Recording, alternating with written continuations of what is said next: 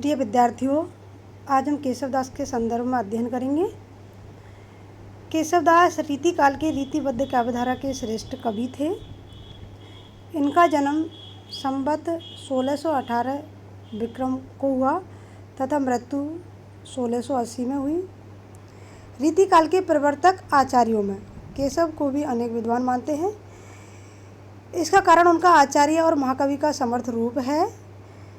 केशवदास के वंशजों का मूल निवास स्थान ब्रज और राजस्थान के देहली डींग मार्ग पर कुमेर गांव को माना जाता है। केशव के पूर्वज गोपाचल में राजाश्रित रहे हैं।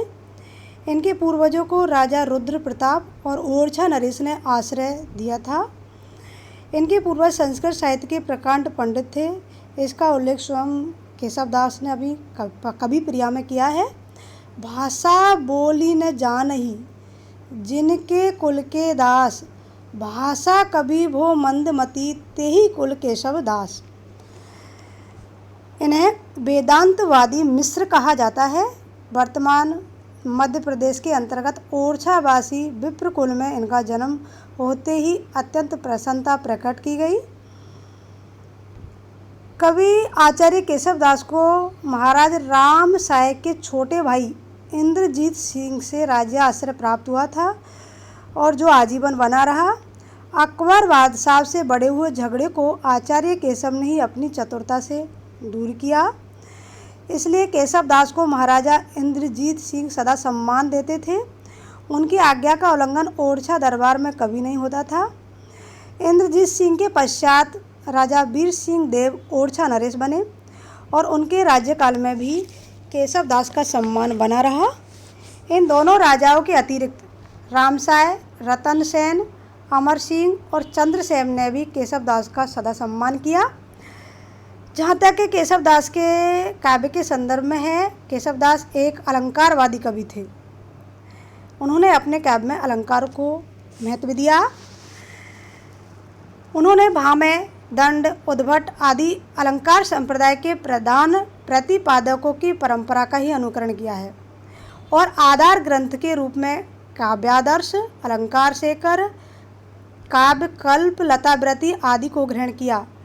चमत्कार प्रदर्शन की भावना उनमें सर्वोपरि है। भूषण या अलंकार भीन कविता को वह सुंदर नहीं मानते हैं।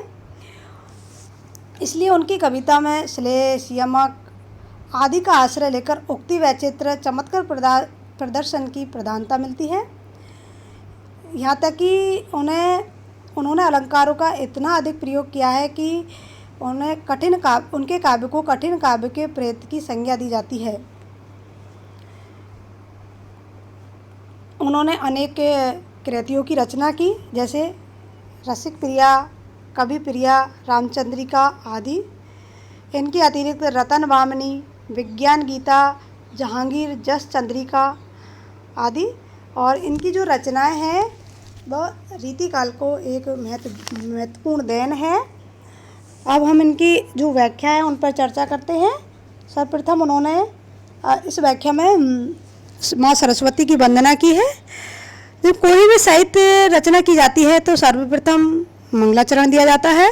तो इसमें माँ सरस्वती की वंदना करते हुए केशवदास जी कहते हैं, देखो, बानी जग रानी की उदारता बखानी जाए, ऐसी मति उदुत उदार कौन की वही, देवता प्रसिद्ध सिद्ध ऋषि राज तपव्रत, कही कही हारे सब कही न कही लही, भावी भूत वर्तमान जगत बखानत है, केशवदास क्यों हूँ न बखानी काहू पै गई, वर्णे पति 4 मुख, पूत वर्णे 5 मुख, नाती वर्णे 6 मुख, तदपि नई नई।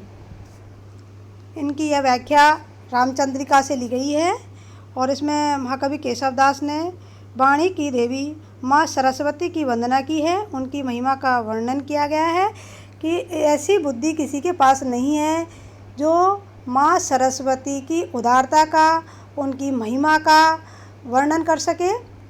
तो केशवदास जी कहते हैं, बानी जग रानी की उदारता बखानी जाए, कि संसार में किसी की भी बुद्धि इतनी उदार, इतनी विशिष्ट नहीं है जो बानी जग रानी की वाणी की देवी माँ सरस्वती की उदारता का बखान कर सके, इसलिए उन्होंने कहा वाणी जगत रानी की उदारता बखानी जाए कि वाणी की देवी माँ सरस्वती की उदारता का कोई वर्णन नहीं कर सकता। ऐसी मति उदित उदार कौन की भाई, मति बुद्धि कौन की भाई, कौन की है, अर्थात साधारण व्यक्ति की तो बात ही छोड़िए, देवता प्रसिद्ध सिद्ध ऋषि राध तपव्रत,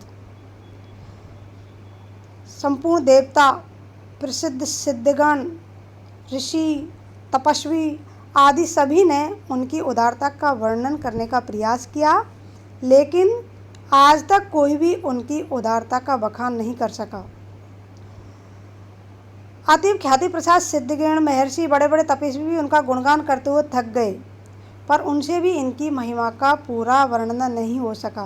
कहने का मतलब यह है कि कोई भी सरस्वती की महिमा का पूर्णतः वर्णन नहीं कर सकता, क्योंकि उनकी जो महिमा है वह वर्णनातीत है, वर्णन से परे है। कई हारे सब के ही नहीं कहू लगी, अर्थात सभी हार चुके हैं, थक चुके हैं, लेकिन कोई भी उनकी उदारता का बखान नहीं कर सका। भावी भूत वर्तमान जगत बखानत है, ऐसा नहीं है कि वर्तमान में ही उनकी उदारता को गाया जा रहा हो, बल्कि अतीत काल में भी संसार के लोग इनकी प्रशंसा गाते थे, वर्तमान में भी गा रहे हैं और भविष्य में भी यह प्रशस्ति गान का क्रम चलता रहेगा। भावी भूत वर्तमान जगत बनाता है, इसलिए उन्होंने कहा है भावी भूत और वर्तमान तीनों ही कालों में उनकी उदारता का बखान किया गया है। केशवदास क्यों ने बखानी काहू पे गई, लेकिन अभी तक किसी के द्वारा उसका परिपूर्ण वर्णन नहीं किया जा सका है। काहू पे गई अर्थात पूर्णतः उनकी उदारता को कोई भी व्यक्त नहीं कर सका। आगे केशवदास जी कहते हैं, पति वर्णे चारी मुख, पूत वर्णे पांची मुख, कि इनकी महिमा अवर्णनीय है। उनके पति अर्थात ब्रह्मा ने अपने 4 मुखों से तथा शिवजी ने 5 मुखों से और नाती कार्तिकेय अर्थात कार्तिकेय ने भी 6 मुखों से उनकी उदारता का वर्णन करने का प्रयास किया, लेकिन वो भी इनकी उदारता को नहीं कह सके। अर्थात इनकी जो महिमा है वह नित्य नवीन प्रतीत होती है, इसलिए वह वर्णनातीत है, कहा ना, जैसे तदपि नहीं अर्थात नित्य प्रति वह नवीन प्रतीत होती है, इसलिए उसका वर्णन करना कठिन है, असंभव है। इस पद में माता सरस्वती की महिमा और उदारता का बखान किया गया है। अब अगला पद है, उसमें राम की वंदना है।